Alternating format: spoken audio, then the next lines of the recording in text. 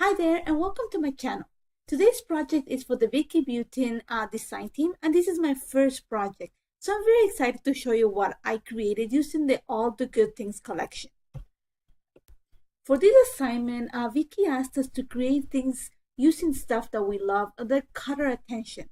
And I love color. And one of the things that I like about this release is this, not the specialty paper, it's the foundation paper.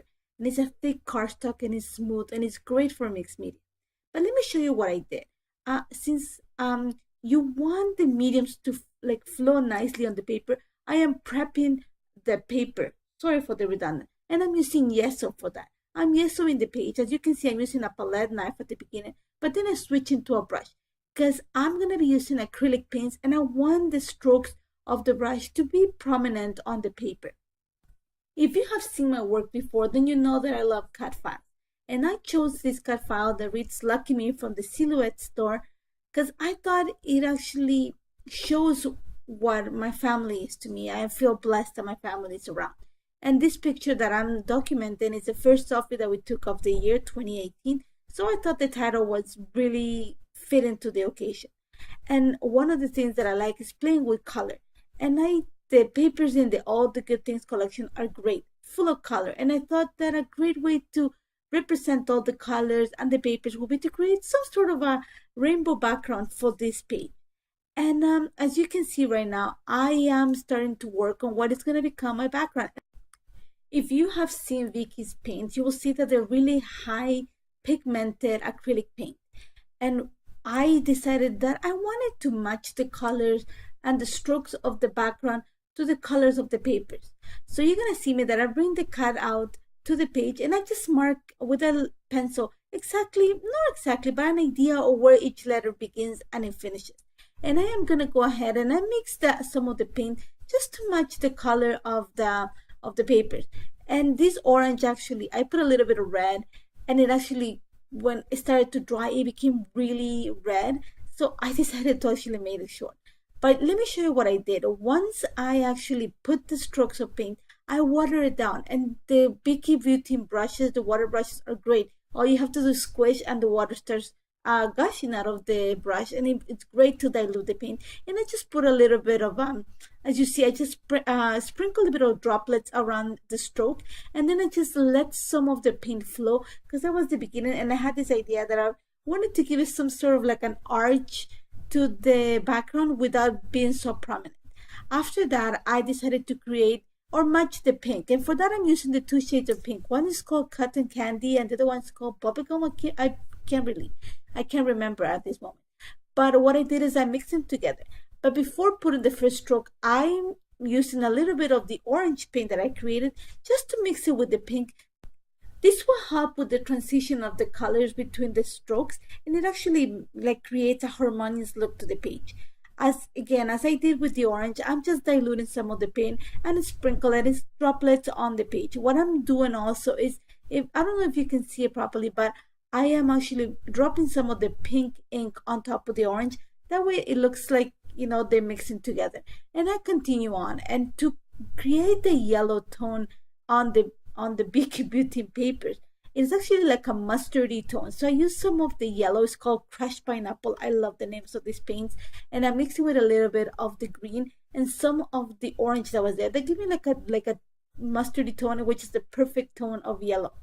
And after that, again, I'm picking a little bit of the pink paint that has left in the paper plate, and I'm just, stroking it in. Now, a good thing that I have learned, I don't know if it's a good thing, but I learned it from Wilna Furstenberg. I hope I don't chop her last name. Sorry.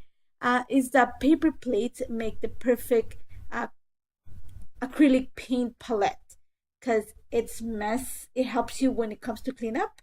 And if you can find white paper plates, it actually creates the perfect background. Then you'll know the exact color to match to the paper. And as you're gonna see, I'll continue working on the stroke. Now, what I did is I used another paper plate to create my cool colors, which would be the green or the teal in this case, and the blue. To create the teal that matches the paper in the collection, I just mix this really light, kind of bluish teal tone with some of the green. And again, I'm just, like I said before, just play with the paints. I took a morning to just play with them to give me an idea of the colors. I used it in a few papers, and I actually mixed them a little bit, and they're actually really nice. They're like butter, and you will love them. If you have them, you will love them. Like I said before, they're so highly pigmented, so a little bit will go a long way. And try them. If you haven't tried them, my suggestion is you try. You play with them. Get a little piece of acrylic paper, get a little piece, you can even use it on paper, and just try it. So you get an idea of the colors, and you get an idea of how to mix the colors to get to a true color. For example, to get the blue color in the All the Good Things collection, it is actually like a purplish tone to it. So I decided to use actually my palette. I used a palette knife to create the color. I just used a palette knife because I wanted to mix the color really well. And I found that when I use a brush, sometimes some of the paint gets like in between the brush, and it doesn't mix properly. With a palette knife, I'm able to scrape it and actually mix it really well. So that's what I chose to use. That I wanted to get to that true blue that it was in the collection, so I needed to mix the colors really well. And again, like I mentioned before, I am using a little bit of the previous color with at the beginning of the stroke, just to create like a flowing stroke to it. I don't want to create blocks. I wanted something that flowed. And if you can, I don't know if you can see it. You're gonna see it soon in the close up. When you see the strokes at the beginning, they kind of fuse together, and that's the look that I wanted to go. Now, before I leave this to dry aside, and I left it aside to dry, I actually used a little more water to just dilute every single paint, and I'm dropping little drops, sorry for the redundancy, all over the page. I just wanted to have like a messy look to it, and I wanted all the colors to fuse. So I thought if I drop like very fine drops of all the colors on all the brush strokes, it would actually, bring them all together, and actually worked. And as you see right now, I left the paint to dry on the side. I didn't want my paper to buckle. And one of the things in one of the conversations that I had with Vicki, she said, you gotta have patience and leave it aside. And it actually works. Now I'm bringing in the picture. I just want to set up the layout before I actually start gluing things together. As you saw, I actually used foam adhesive behind the cutout just because I want the title to pop out. And then at the same time, I am using pieces from the frame embellishments or the frame die cuts from the collection just to back my picture. And you know what? It actually matches that. Like some of the pictures gonna land on that blue side and some on the teal. So I actually played until I was happy with what it looked like. And I don't want to use all of it, so I just trimmed the part that I need, and then I'll have extra for another project. What I love about this collection is the sayings that Vicki has included in the cardstock stickers. And one of them says, but first let me take a selfie. And I thought it was the perfect sentiment for this picture. And as you see right now, I just played with a few of the embellishments just because I wanted to color block the embellishments to the letters. And I couldn't find something yellow that caught my eye. But then the Vicki Boutin All the Good Things collection comes with watercolor stickers that you can customize. And I thought it was perfect. And since I'm using birds in this layout, I thought that if I bring one of the bird stickers and I color it yellow, it actually works. And all I did is I used some of the art crayons, and I just matched the colors, and I played around with some of the yellow. I was messy. I wasn't like following the line. I just wanted something messy just to go with the idea of the background. And that's all it took. I set it aside to dry until I settled everything together. And as you see right now, I'm just putting everything together. I'm using some foam adhesive to pop some of the pieces. And you see I bring in the bird, and actually those little paper clips, if you trim them or you fussy cut them, they're the perfect embellishment.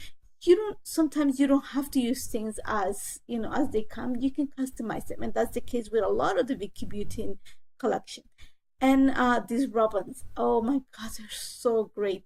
And it actually the perfect shade of teal, and it actually matches the design that's on the frame. So I thought, you know what, I just wanted to bring a little bit more of that teal to the stroke and stretch it just so it covers the entire picture. So I decided to just put it at the bottom of the picture and added a little sentiment that says love this, and then some of the enamel dots with the sentiment. I think it says that's awesome. And just to finish my page, I am using the stamp just to add some sentiments, and my choice was to use the color wheels just to stamp the sentiments within the stroke. And you're gonna see it looks like imperfections of the paint, but it's actually saying, if you see it up close, you're gonna say all the same. Then I just added a few lines of journal, and that's all it took. And it was a simple layout. It took a little while to put together, but not because it's complicated, just because I wanted to draw really well. And I hope you like it, and I hope you try it. If you have any questions, don't hesitate to contact me.